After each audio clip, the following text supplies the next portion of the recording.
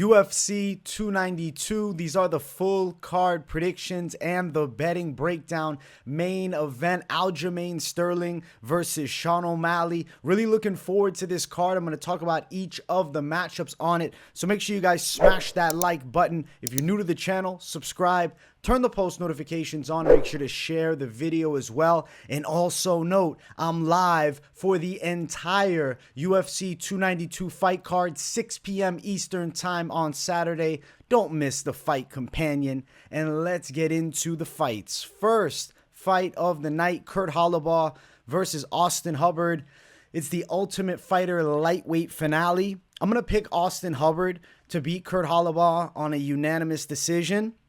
I feel like the more well-rounded skill set of Hubbard is going to end up being on display here. He can kickbox fairly well from range. He's a quick guy, but what he does have that I think Holobaugh is going to find the weakness in this matchup is the offensive wrestling. Now, it's not that Holobaugh is a bad wrestler, but there's been a number of fights in the past where he's been controlled on the ground. Even in his win against Lee Hammond on this season of The Ultimate Fighter, he was losing on the floor.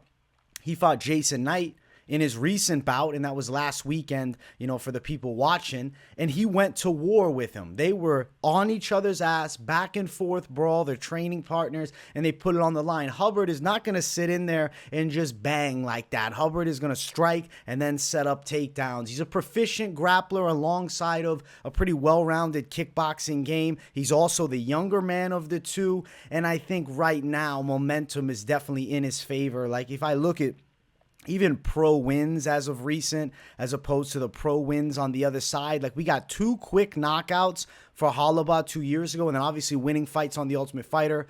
Hubbard was not, too far removed from his UFC run either. So yeah, I'm going Austin Hubbard for the win. I think he wins The Ultimate Fighter. As far as the betting odds, Hubbard is a minus 177 favorite to Holobaugh at plus 152. Now, I know there's also a bantamweight Ultimate Fighter finale. Brad Katona is definitely in, but we do not yet know the opponent until Tuesday, which is after the Contender Series when they do the fight. So I'll be covering that fight later in the week. Tune in to Thursday's Late Night Live, and I'll be breaking it down there. I didn't forget about that fight. We just don't know who's facing off for that bantamweight finale. Let's get to the second fight of the night. We have Maryna Moroz versus Karine Silva 2. This is a rematch. These girls fought many years ago, early in their careers, and now they're running it back here. I'm picking Karine Silva to win. If you go back to the first fight, Karine Silva starts with, I believe, a flying knee, ends up getting on top of Maryna Moroz. She got armbarred from Moroz on bottom, but Karine Silva was evidently physically stronger than Moroz, but at that point did not have the grappling chops that I believe she has now. Karine Silva is now known for her submission game. She already had the athleticism, physical strength, and power, and now she has the grappling defense for sure here. Maryna Moroz by armbar was how she won it the first time. I don't think she's going to have an easy time securing Karine Silva's arm, and I think Silva is, foaming at the mouth looking at this rematch. Some people might not even know it's a rematch because it's not put up as a rematch on Tapology, but this is a rematch many years in the making. They both fought before the UFC runs, and I think Karine Silva's going to win the fight. I know some people may feel as though, because, Maryna Moroz has been in the UFC longer, wouldn't she be better prepared? I'll say this. She definitely has fought the better girls. But regardless, I think Karine Silva is peaking at the moment, and I think she has made more improvements. This is her biggest fight to date, you could say. And it's a rematch. They've done it before. She's seen the style, and she's been dreaming of running this one back and getting a win back on Maryna Moroz. Now, Moroz is a pretty skilled kickboxer alongside of her tricky submission game, but she's not a heavy puncher. She has 1 knockout win. It's a doctor's stoppage. On the other side, Silva hits harder. She's more explosive on the feet. She thinks she's going to be physically stronger, and on the mat, she's going to be able to get top position, and I don't think Moroz is going to be able to lock up a submission. So give me Karine Silva by decision in this fight here. Now, Silva minus 175, the favorite. But she did open as a slight dog at plus 115. That's interesting. Moroz at plus 150 as the underdog. I'm riding with Karine Silva to get her hand raised. She will stop the submission threat from Moroz. I think she'll work from the top. She'll probably look for her own subs, but Maryna Moroz's grappling defense is quite solid. So Silva to get it done on the cards in this fight here and win her first fight by decision as a pro. I know she's a proven finisher, but fighters eventually got to go the distance and prove they can win them. I think Karine does that here. Next one. Andrea Lee versus Natália Silva. I'm going to be picking Natália Silva to win this fight here. I think that her hands are a lot faster than Andrea Lee, and she's going to be better with her grappling game. But Lee's dog tough. She's going to be throwing heat till the end. She'll look for takedowns at times. She throws solid front kicks, and she's decent from distance, but she's a lot older than Natália Silva. Like I said, I do think there's a hand speed differential, and there's also more power on Natália Silva's side. But historically, Andrea Lee is quite the durable fighter. So I have to give her some respect there. Even though Silva's got back-to-back knockout wins, I think this one here, she will go the distance. Now, Natália Silva's win over Jasmine Jasudavicius is looking amazing after seeing what Jasudavicius was able to do against a skilled girl like Miranda Maverick. So I think Natália Silva's grappling skill set legit because she threw Jasudavicius in that fight. She stopped all the takedowns. She's striking with her and hitting her with nice punches. She was faster on the feet. Her movement's off the charts. I think Natália Silva is looking like a future contender, title challenger type skill set here. So I'm going Silva to get the win. She's 26. On the opposite side, we got 34. So with an 8-year age difference like that, that also really favors Natália Silva. Give me Silva for the win. I think she's getting it done. I'll say judge's decision because Andrea Lee is historically durable. But she's a nasty minus 350 favorite, super wide. But I do think she is that prospect. Andrea Lee plus 285 as the underdog.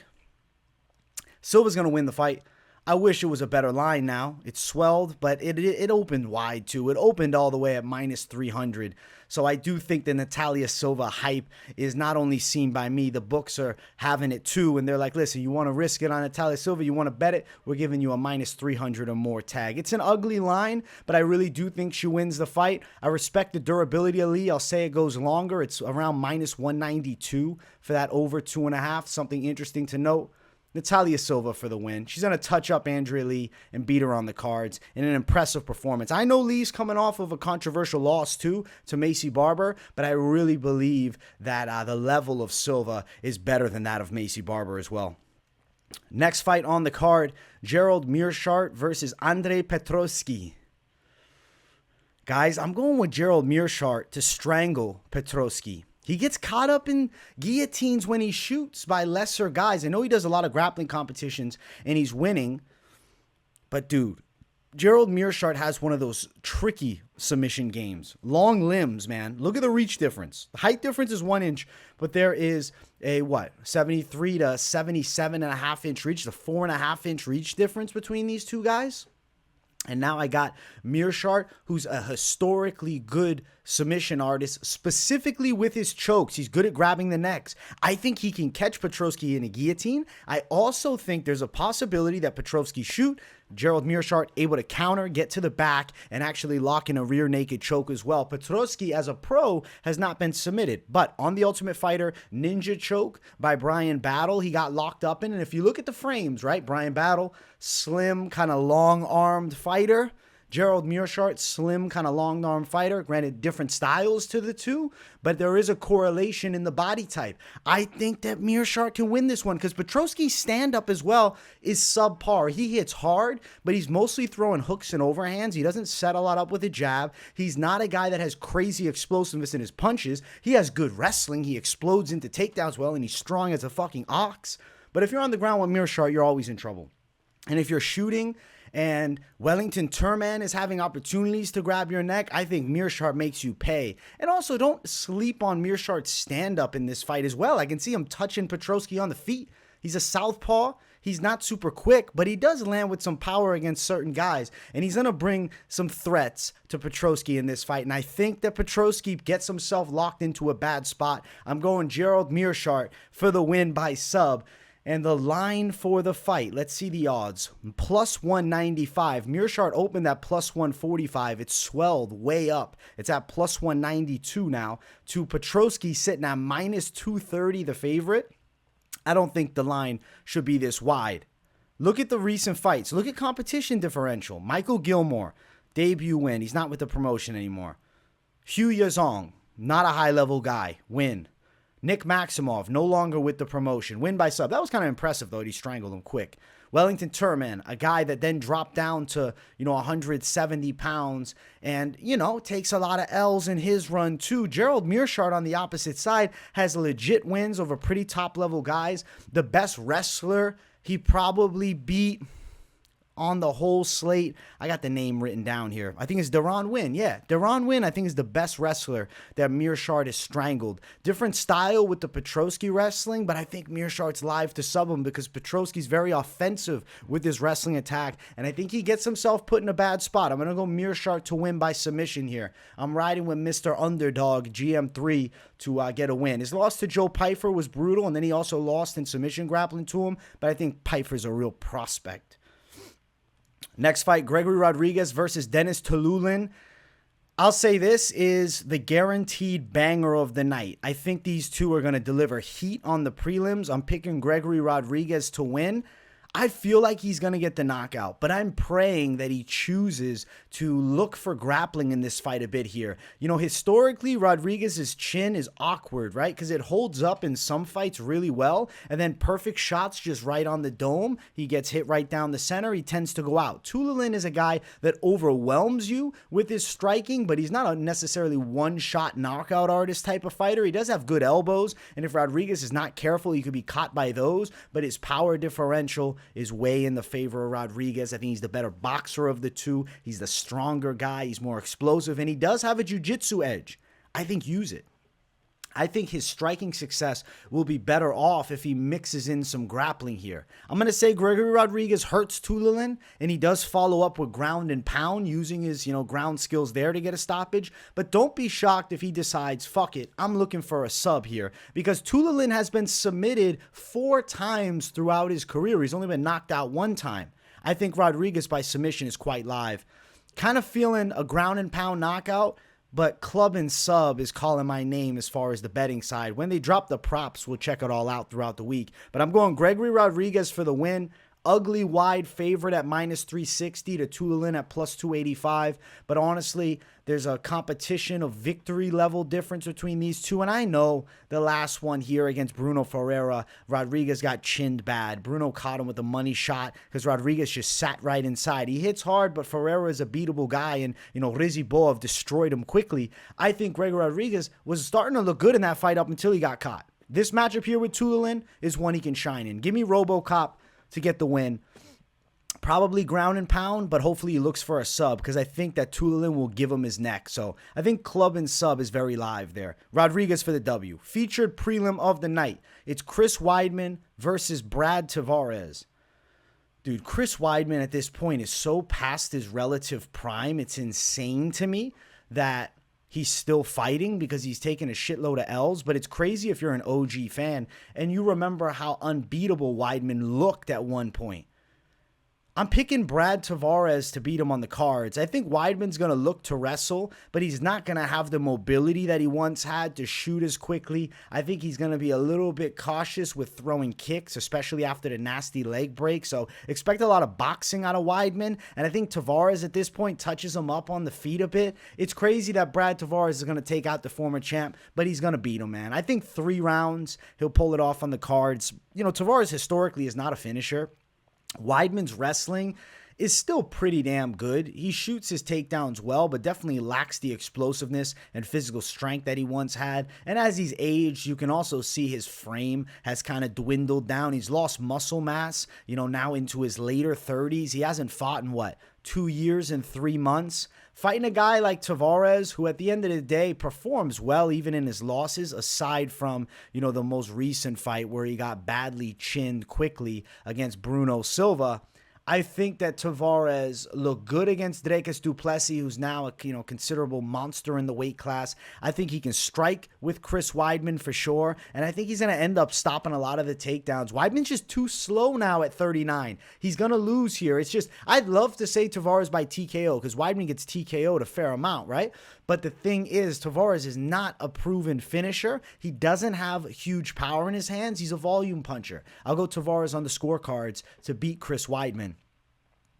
Plus 225 for Weidman. He's a huge dog. I just can't bet on a guy who snapped his leg in his last fight, been off 2 years, is 39, and even before then wasn't looking great. Minus 265 for Brad Tavares. Ugly betting lines, but sensible lines due to the fact that Weidman seems to be well past his best years. And Tavares, a consistent performer who's never been top tier. He's a gatekeeper. That's the honest truth. And Weidman, former world champion, dreaming of getting himself climbed back up to the top. I don't think he finds it here. I don't think he beats Brad Tavares. I'm going Tavares for the W in the feature prelim. Next fight brings us to our main card. If you guys haven't, make sure you smash that like button. And if you're new to the channel, subscribe. We got Marlon Vera versus Pedro Munhoz. I'm picking Marlon Chito Vera to beat him. I think he drops Munhoz once, but I still think he wins on the cards because it's only a 3-round fight. Pedro Munhoz is, though, a pretty nasty Muay Thai style striker. He's got really tremendous calf kicks. He rips legs beautifully. He moves really well. And, he's a guy that I think is critically slept on all the time. Marlon Chito Vera on the other side is an extremely dangerous guy. He's not a fast starter by any means, but he's a guy that's proven he can go long, and he's a big moment type of fighter. He has the ability to hurt his opponents really well, nasty high kicks, dangerous guy with his knees, dangerous and close with elbows, well-rounded everywhere. In this fight here, he's going to have the height and reach advantage, which I really like with his kicking game. I expect some front kicks up the center from him to kind of manage distance. He touches Pedro up with some strikes, but Pedro's still going to be in it, throwing heat back. I think that you're going to see Vera hurt Munhoz at some point, but he's not going to be able to get him out of there. I do think Munhoz is historically durable. So give me Marlon Vera for the unanimous decision win. I think he gets a W.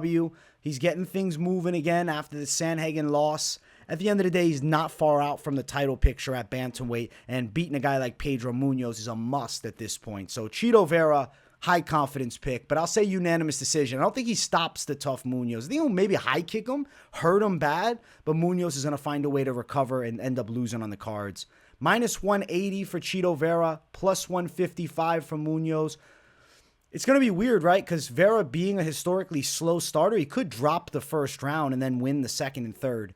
But he's still a dangerous guy throughout the whole thing. Vera, for the win. I think he's pulling it off. I'll say unanimous decision, and he gets back on track with a W here. And he wants that big money O'Malley fight maybe at the top, title shot. He's a couple fights out. I'm down to see him with a win here, fight against Henry Cejudo. Next fight on the card, we got Neil Magny versus Ian Machado Garry. Magny coming in on short notice, replacing Jeff Neal. And, it's about a week and a half's notice, so pretty damn short notice. I'm picking Ian Garry, and I think he's finally going to put Neil Magny's lights out. Magny, last time out against Philly Fresh Phil Rowe, was touched up a bit with the boxing, and Phil Rowe's a real long guy with his arms. Magny's style is to pressure with his striking and control his opponents against the cage, wear on them, look for trips, gas them out, and he's a good round winner. On the opposite side, with Ian Garry, the reason I like him so much here is his mobility, man. His movement's going to be off the charts. I think it's going to be really hard for Neil Magny to get a hold of him, especially in the large cage, right? We got a pay-per-view event. We got a 30-foot octagon. We're not at the apex here. That is going to really favor the kickboxer in Ian Garry. I think Ian Garry can catch him with a straight shot down the line. I think he can be ripping him with kicks to the body and then go up high. I think he can hurt him with knees in close range and elbows. I do think that Ian Garry's getting a knockout here. I think he's putting Neil Magny to sleep. I know that Magny has the longer arms, but he doesn't use tremendous boxing like to keep guys at bay. He normally is using his size inside of the clinch, using his leverage edge. These guys are the same height here. Ian Garry, primed right now, 11 years younger than Neil Magny. That's a big factor for me. I think it's Ian Garry's time now. I think he's going to 13-0, and I think he's putting Neil Magny out in this fight. He's going to end up knocking him out. Straight shots, very live. I know Magny's, historically durable, has a good chin, but I think Machado Garry's got the precision and slickness to put his lights out. I was impressed by him here against Daniel Rodrigues for sure. Obviously, he got dropped in this fight, but was able to come back and get a knockout. And Neil Magny, not a heavy-handed striker, more of a, control time guy. I think Machado Garry's going to end up knocking him out on the feet. Ian Garry is a minus 425 favorite. He opened at minus 400 to Neil Magny at plus 325 as a dog. It's an ugly wide line, but Magny's coming in on short notice, and even if he had a full camp, I'd say he would be an underdog in this fight. I like the Machado Garry side. I'm now believing in the hype after that D-Rod win, and Machado Garry should get a stoppage here. Watch for his body kicks, too. He's just a dangerous guy with the stand-up overall. I think he knocks Magny out. Co-main event of the evening. We got Weili Zhang versus Amanda Lemos. It's the strawweight belt that is on the line. I am going to pick Weili Zhang to win and defend here. I think she's just way more well-rounded than Amanda Lemos. She's a proven girl that can go the full 5 rounds. Her wrestling game is solid as well as the striking. She has power in her hands. I say that Lemos' kickboxing is quite nasty, though. She does rip opponents up to the legs, is very technical, coming up high with punches, has knockout power, big overhand, coming off a stoppage of Maryna Rodrigues. So it's definitely heavy power. Like the big punch for Lemos is that overhand right. And she does have the nasty calf kicks too that start setting up strikes. But I think that Weili is going to kind of be the bulldozer here, closing the gap, landing good punches of her own. Where she's going to find the most success, though, is getting this fight to the floor. I think that she is the better grappler between these two girls. And Lemos as well in the 3rd round is going to slow down a bit. So I think Weili is very live for a win by submission. 3rd or 4th round sub for Weili Zhang. She's on a roll right now. She just beat up Carla Esparza. And, Esparza known for her bullying grappling, and Zhang beats the shit out of her on the ground. So that was an A1 performance. And I think that, you look at Weili, even this win here against Joanna, the way she brutally knocked her out. The striking of Weili is nothing you can sleep on either. She could hurt Lemos on the feet. I think Lemos is going to get fatigued in this fight. I think she's going to get touched up. She's going to get stopped. But I do think submission is going to be the official method of victory call. I see Weili winning this fight on the ground after some good striking moments in like the 3rd round, 4th round. I think 1st, 2nd, more competitive. Weili really starts taking over in the 3rd and 4th.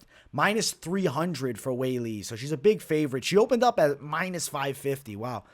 She should be the favorite, though. She should win. She should defend the belt. Plus 250 for Lemos. All you can say is Lemos has a puncher's chance, but Weili's not chinny by any means. She got caught by a perfect high kick against Rose Namajunas. Outside of that, look at the record. 23-3. She's a magnificent fighter. She's going to win here. She's going to beat Amanda Lemos by submission. And still champion. Main event of the evening. If you guys haven't yet, make sure you smash that like button. And if you're new to the channel, subscribe. It's Aljamain Sterling versus Sean O'Malley.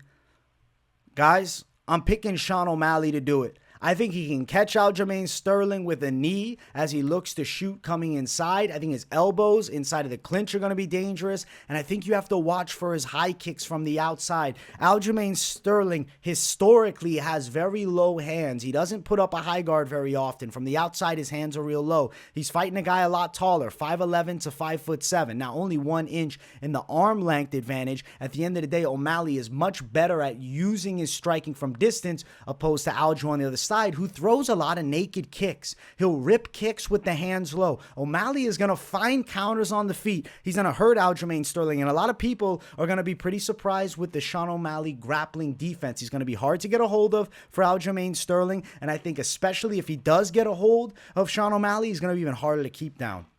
I think that the length of O'Malley is a very tricky factor in this fight for Aljamain Sterling. I think Sean O'Malley's going to put it on. He hurt Petr Yan in their fight. I know people would just go off that matchup. Oh, he won a controversialist decision. He's got no shot with Aljamain Sterling. O'Malley's only 28. He's consistently improving. He's training every position that Aljo's going to potentially put him in like a madman and has been for years. I think that Aljo's going to struggle with the Sean O'Malley striking, and I think he'll be surprised at how deceptively strong O'Malley is in the grappling positions and the takedown defense. And if O'Malley is put on his back, I think he finds ways up to the feet. I think he's going to hurt Aljamain Sterling in this fight. I'm kind of seeing a third round knockout, maybe even a second round knockout. O'Malley catches him cold with the perfect shot, wobbles him, and follows up with big strikes. And I think we got a new champion. I know people will say, dude, you're crazy. Sean O'Malley on the feet. He's not even going to have opportunities. He's going to get pushed back. Aljo's going to kick at his legs. He's going to get taken down. I think he's going to surprise everybody on Saturday. I've been feeling the Sean O'Malley pick in this fight for months, and I'm riding with it officially here. Sean O'Malley to KO the champion, Aljamain Sterling. Listen, we haven't seen Aljo in those real, dark places as of recent. He's been in competitive fight, right? Like with Henry Cejudo, competitive back and forth. With Jan, competitive back and forth. But don't forget, he was getting fucked up 2.5 years ago by Jan in this matchup here. And, it seemed like mentally he was starting to wilt a bit. When Sean O'Malley starts having striking success, when he's touching him up from range, I think Aljamain Sterling is going to end up being shocked in this fight here. I think he's getting KO'd. I think it's going to be more of like a big shot lands and then follow-up strikes by Sean O'Malley put Sterling's lights out. At 34, I don't know. You're starting to see bantamweight, right? When you're in the 34, 35, not saying you can't still win fights at the top, but I got a young O'Malley that's constantly improving, that's been watching Aljamain Sterling forever. I think the team's going to formulate a money game plan, and he's going to find the kill shot. Give me Sean O'Malley for the knockout in one of the biggest upsets in UFC championship history this year, maybe. Maybe not ever, but definitely in a while. It's not like a Juliana Pena over Nunes, but it's a massive upset. Plus 220 for Sean O'Malley as the underdog to Aljamain Sterling at minus 260. I'm going dog in the main event. I'm going Sean O'Malley, and I'm calling the KO. Let's see. We got O'Malley by KO prop right now, upwards of plus 350.